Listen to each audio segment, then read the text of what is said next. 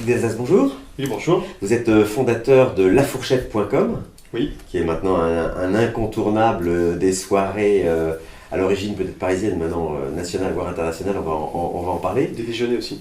Et des déjeuners, oui, bien sûr. Le concept de lafourchette.com, en 2 mots? C'est très simple, on donne la possibilité à des internautes, vous, moi, tous ceux qui sont en France et ailleurs, de pouvoir réserver un restaurant en ligne 24 heures sur 24, 7 jours sur 7, et de temps en temps de pouvoir profiter d'une promotion quand il y en a. Alors, on connaît votre métier d'éditeur du portail lafourchette.com, mais en fait, vous êtes éditeur avant d'un logiciel. Tout a commencé, c'était 2006, 2007, Oui. avec un logiciel. Alors c'est très technique, mais effectivement, on a commencé en développant un logiciel de gestion de réservation qui s'appelle MyFourchette, Destiné au restaurant. destiné effectivement au restaurateur, qui lui permet de remplacer son cahier papier, et dessus il peut gérer toutes ses réservations, son plan de salle, sa base de données clients. Et quand on l'a lancé, d'ailleurs on avait participé en 2007 au CIRA à Lyon, qui est le Salon international de la restauration et de l'hôtellerie, et nous avions eu le Grand Prix Innovation en 2007 pour ce produit-là qui s'appelle MyFourchette. C'était un vrai besoin en fait à l'époque, les restaurants faisaient ça à la main. Alors certains continuent bien évidemment à le faire à la main, mais effectivement aujourd'hui quand vous réservez dans un restaurant, la plupart du temps, il peut noter la réservation sur un cahier de papier, ou il peut vous faire croire qu'il la note et ne pas la noter. Nous, avec notre outil, il va la saisir dans un support informatique, accessible quel que soit le support. D'ailleurs, on est sur une technologie ATAWAD, donc Anytime, Anywhere, Any Device, et il peut donc saisir sa réservation, en tous les cas la vôtre, sur cet outil, dans ce logiciel qui s'appelle MyFourchette. Et puis après ça, il va se construire un historique client, il va pouvoir vous placer sur une table ou pas. C'est très très libre, c'est à la fois très simple d'utilisation, très complexe en conceptualisation, et assez exceptionnel en utilisation quotidienne. En tous les cas, c'est ce que nous remontent nos restaurateurs partenaires. Depuis le début, vous avez la vision du portail, c'est-à-dire apporteur de trafic, parce que là, vous êtes au début prestataire de service avec une solution de gestion. Oui. Et vous avez une vision du portail tout de suite, en fait? Dès le début, on a une vision très claire du marché, qui est effectivement de donner la possibilité à un internaute de pouvoir réserver son restaurant 24 heures sur 24, 7 jours sur 7, par Internet. Aujourd'hui, si on prend le cheminement d'un client dans un restaurant, finalement, il n'a qu'une seule possibilité dans la plupart des cas, c'est de téléphoner. Le problème, c'est que quand vous téléphonez, vous n'êtes pas sûr que le restaurateur décroche. Le matin, il n'y a personne pour répondre. À midi, vous êtes en plein service, vous le dérangez. L'après-midi, c'est la coupure. Et le soir, c'est trop tard. Et donc nous sommes un canal d'acquisition supplémentaire ou complémentaire du téléphone. Et donc, on donne la possibilité aux 40 millions d'internautes français et 20 millions de mobinautes de pouvoir réserver leur restaurant en ligne.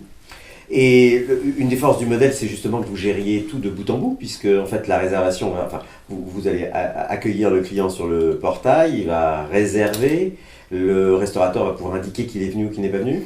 Oui, alors une des forces du modèle, c'est aussi la richesse de l'offre.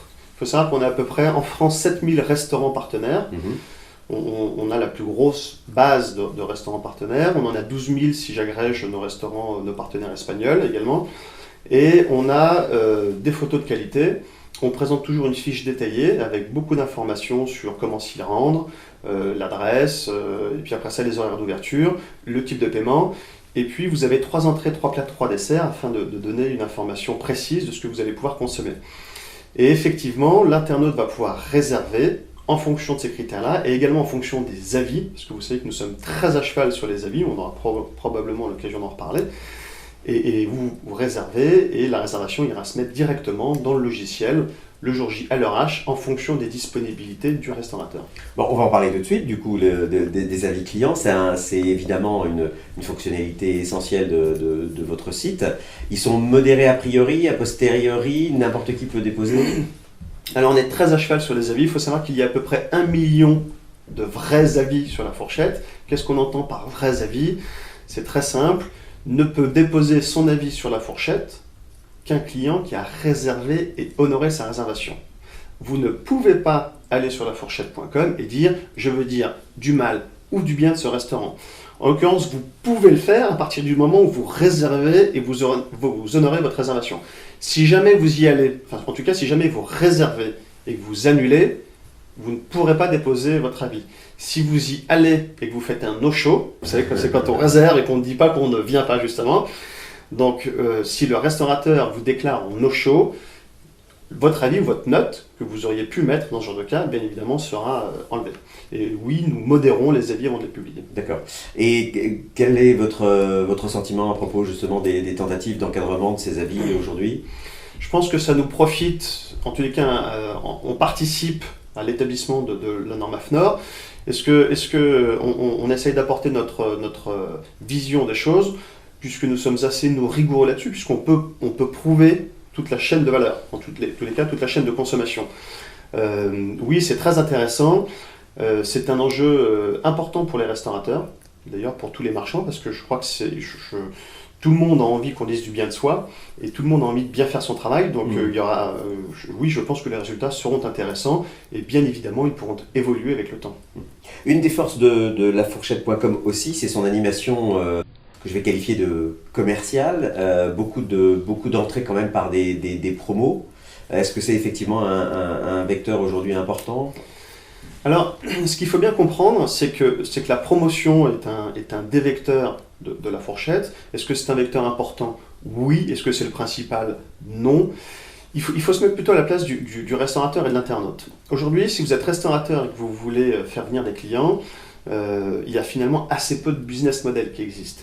Nous avons créé une plateforme de yield management. Alors, qu'est-ce que c'est que le yield ? Le yield, c'est la possibilité qui est donnée à un restaurateur de pouvoir distribuer son restaurant avec un tarif différent en fonction de l'heure, du jour et de la date.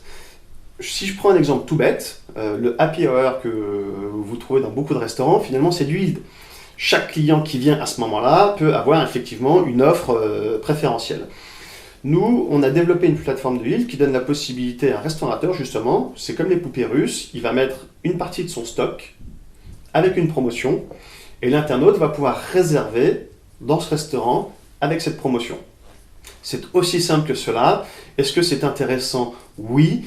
C'est comme ça que fonctionne l'hôtellerie, c'est comme ça que fonctionne le transport. Si vous prenez un billet d'avion, quelle que soit la classe dans laquelle vous allez voyager, votre voisin de siège n'aura pas payé son billet le même prix que vous, et pourtant il aura exactement le même service. Maintenant, je crois que la plupart des restaurateurs qui nous font confiance là-dessus le vivent très très bien, parce qu'effectivement, c'est un vecteur de communication qui est absolument exceptionnel, et c'est important d'avoir du monde, surtout dans des restaurants de bouche, enfin dans des métiers de bouche comme ça, dans des commerces. Vous savez que plus vous avez de monde, plus le monde vient aussi. Bien sûr, et plus ils vont en parler sur le site. Exactement.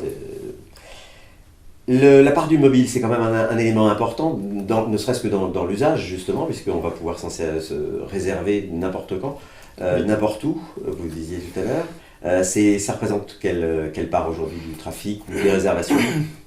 Alors, le mobile, c'est vraiment l'enjeu, mais je pense que pour beaucoup de sociétés à venir, en tout cas, c'est un enjeu qui est très fort chez La Fourchette.